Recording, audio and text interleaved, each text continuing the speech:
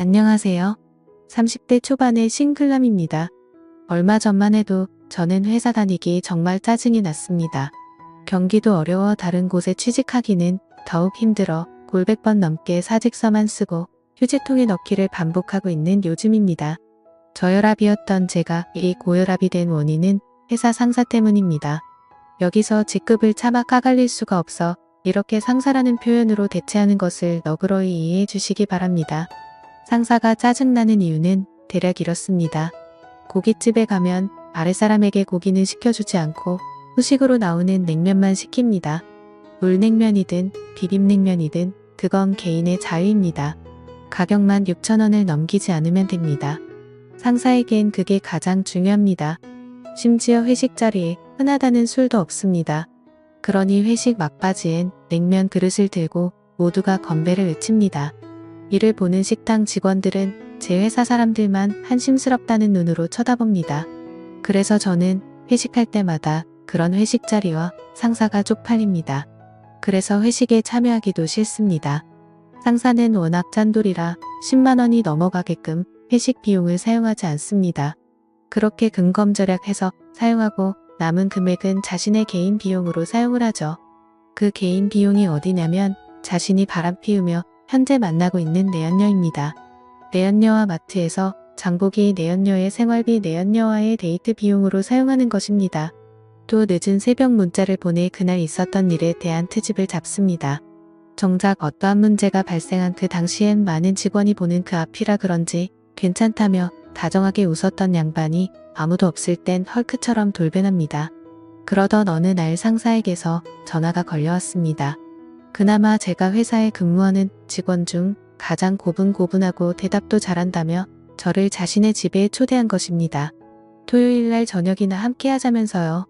저는 그 자리에 나가기 싫었으나 상사가 오라는데 어떻게 합니까? 애써 웃는 얼굴로 알겠다며 튀어갔죠. 제 동료들은 이런 저를 보며 박쥐 같은 놈이라 험담했으나 어쩔 수 없었습니다. 식구들은 저만 바라보고 있고 경기는 어려워 다른 곳에 취직할 수가 없으니 더러워도 참고 견뎌야죠. 저도 다른 곳에 취직했다면 상사 얼굴에 물을 끼얹으며 야 그렇게 살지 마라 라고 욕을 바가지로 퍼부었을 겁니다. 그러나 현실은 그게 아니니 노예처럼 고분고분해야지 어쩌겠습니까? 그게 직장인의 현실입니다. 상사가 살고 있다는 집에 가니 정말 화려하고 좋더군요. 상사의 사모님께서도 저를 밝게 웃는 얼굴로 환영해 주셨습니다. 오늘 처음 보는데 그 미모가 장난이 아니더군요. 감탄사가 절로 나왔습니다. 상사와 상사의 사모님은 잡채와 불고기 갖가지 반찬이 잔뜩 깔린 넓은 대리석 식탁으로 저를 안내하며 맘껏 먹으라고 했습니다. 저는 상사에게 물었지요. 오늘이 무슨 날이냐고 말입니다. 그러자 상사가 대답하려는 것을 상사 사모님이 중간에 가로막으며 이렇게 말하는 겁니다. 자기 남편이 회사에서 가장 신뢰하는 사람을 이번 주말 집으로 초대해 함께 식사라도 하자고 했던 겁니다. 오늘이 상사님 생일이었거든요. 저는 이렇게 내조를 잘해주는 사모님이 있어 상사가 내심 부러웠습니다. 그런데 상사와 상사 사모님이 둘러앉아 식사하는데 상사님의 스마트폰이 자꾸 울리는 겁니다. 상사는 식은 땀만 흘리고 있었죠. 순간 저는 직감했습니다. 상사가 만나고 있는 내연녀의 전화구나 라고요. 상사는 한두 번 울리고 말 것이라던 자신의 스마트폰이 계속 울리자 연락을 받지 않았습니다. 받기가 난처했겠지요. 그런데 사모님이 이를 수상하게 여겨 전화를 걸어보라고 하자 상사는 매우 난감해하더군요. 저는 그 틈을 이용해 잽싸게 사모님께 말했습니다. 지금 전화하신 분은 본부장님이시고 아마도 며칠 전 있었던 타 업체와의 계약 문제로 부장님을 찾는 것이라고 말했습니다. 미워도 제 상사이니 편을 들어줘야지 어쩌겠습니까? 사모님은 제 말을 신뢰하며 자신의 남편을 회사로 보냈습니다. 상사가 이곳을 급히 나서며 사모님 모르게 제게 윙크하네요. 처음으로 상사에게 칭찬이란 걸 받았습니다. 사모님께는 죄스러웠지만요. 그렇게 상사가 떠나고 상사의 집엔 상사의 사모님과 저 이렇게 둘만 남아 있었습니다. 그렇게 우리는 여러 이야기를 나누며 식사를 마쳤고 저는 남의 집에 오래 머문다면 실례라고 생각했기에 그만 일어서려고 했습니다. 그러자 사모님이 제게 할 말이 있다면서 저를 다짜고짜 거실 소파에 앉히는 겁니다. 잠시 후 사모님이 다과상을 차려왔고 저는 사모님과 진지한 이야기를 나누었습니다. 사모님은 자신의 남편이 바람을 피우고 있다는 것을 이미 알고 계셨습니다. 둔한 상사만 이를 몰랐던 것이었죠.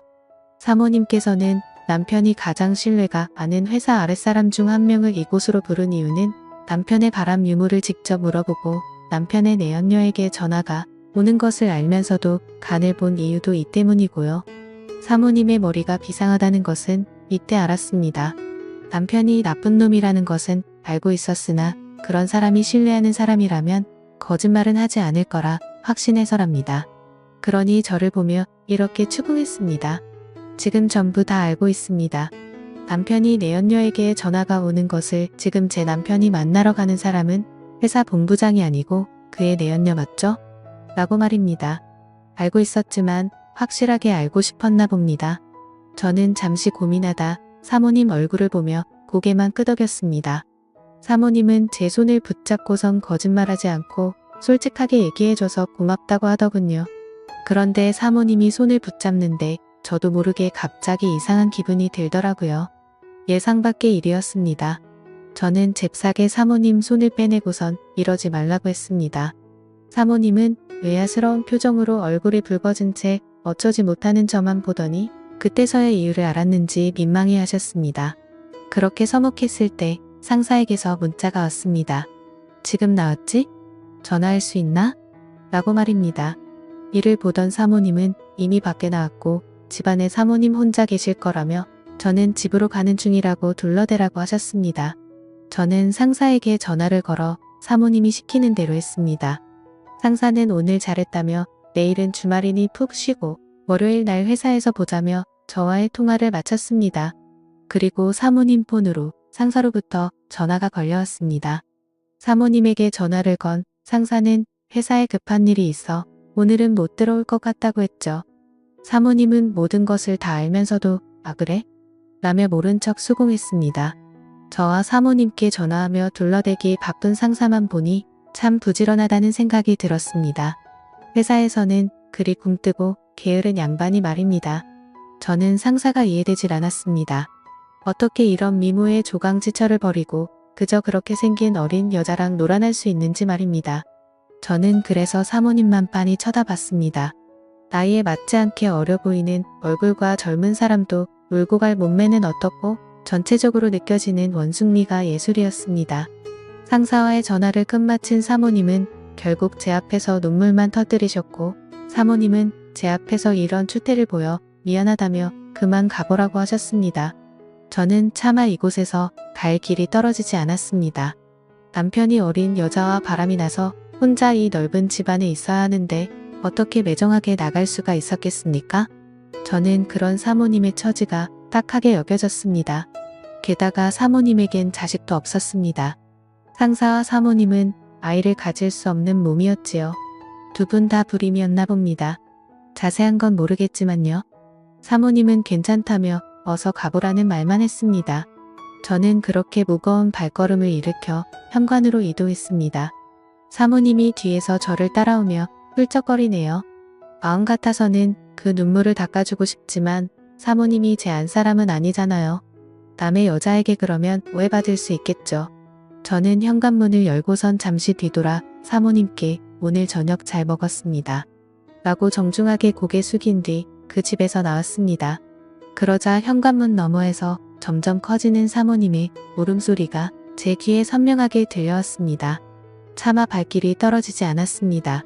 저는 한참을 머뭇거리며 서 있다가 현관문을 급히 두드렸습니다. 사모님, 잠시 문 좀 열어주시겠어요? 제가 가방을 두고 나온 것 같습니다. 주저앉아 오셨던 사모님은 힘겹게 일어서 현관문을 열었고 저는 그런 사모님을 한참 동안 쳐다보았습니다. 아주 한참 동안이요.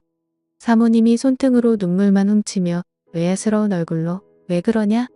묻는데 저는 그런 사모님에게 제 마음 가는 대로 행동하고야 말았죠.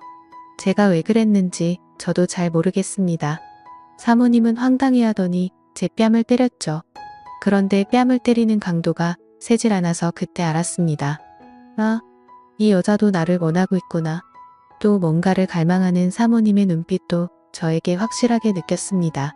그렇게 그날 저는 사모님과 누가 먼저라고 할 것도 없이 실수를 저지르고 말았던 거죠. 저도 그날은 상사와 마찬가지로 제 집에 들어가지 않았습니다. 다음 날 상사가 자신의 사무실로 저를 불렀습니다. 그리고서 저를 칭찬해 주었지요. 그 후로 저는 회사에서 상사에게 칭찬받으며 아주 편하게 일하고 있습니다. 그리고 상사가 집을 비울 때마다 사모님과 연인이 된 것처럼 즐거운 시간을 함께 보내며 사랑을 키워나가고 있네요. 알고 있습니다. 이러면 안 된다는 사실을 말입니다. 그래서 친구들에게 이를 하소연했습니다. 그런데 친구들 반응이 예외입니다. 남자라서 그런가 적잖게 공감하더군요. 걸리면 불륜이고 잘 넘어가면 사랑이라면서요. 저는 친구들 앞에서 마구 화를 쏟아내며 이런 나를 뜯어말려야 하는 거 아니냐고 따졌습니다. 친구들은 저를 이상하게 쳐다보며 그게 뭐가 나쁘냐고 말하네요. 저는 어처구니 없는 얼굴로 친구들과 함께했던 그 술집에서 나오는데 때마침 사모님께서 급히 할 말이 있다며 전화를 하셨습니다. 저는 상사가 집에 있기에 사모님과 따로 밖에서 잠시 만났습니다. 사모님이 제게 이렇게 말하네요. 저의 아이를 가졌다고요. 저는 이 일로 고민하며 요즘 회사 일이 손에 잡히지 않았으나 상사는 자신의 아내가 늦은 나이에 임신해 너무나 기쁘다고 자라했습니다. 그래서인지 몰라도 상사가 요즘 저를 비롯해서 회사 사람들에게 잘 대해줍니다. 회식할 때는 금액 상관 말고 고기든 술이든 얼마든지 시키라고 합니다. 아주 놀라운 발전이죠. 요즘 회사 내에서는 상사에 대한 평이 엄청납니다. 사람이 하루아침에 달라져도 엄청나게 좋은 쪽으로 달라졌다면서요. 그런데 저는 고민입니다. 일을 어떻게 할지요? 사모님은 이런 저를 보며 이 아이는 평생 자신과 자신 남편의 아이로 키울 생각이랍니다. 바람 피운 남편에게 아내였던 자신이 처음이자 마지막으로 주는 천벌이라고 생각합니다. 그러니 저와는 위험한 사랑을 여기서 끝내고 저보고 이제 그만 만나자고 하네요. 제가 주었던 것은 사랑이 아니라 동정이었다면서요. 그런데 저는 자꾸만 그런 사모님이 눈에 밟힙니다. 애초에 시작하지를 말걸 왜 제가 사모님께 마음을 주었을까요? 그리고 그 아이는 왜 이런 불길한 마음을 주었을까요? 그리고 그 아이는 왜 이런 불행에 휩싸여야만 하는지 이 모든 게 제 탓인 것만 같아서 마음이 안 좋네요.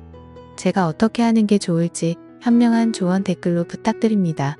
지금까지 제 사연을 들어주셔서 감사드립니다. 구독과 좋아요 부탁드려요. 감사합니다.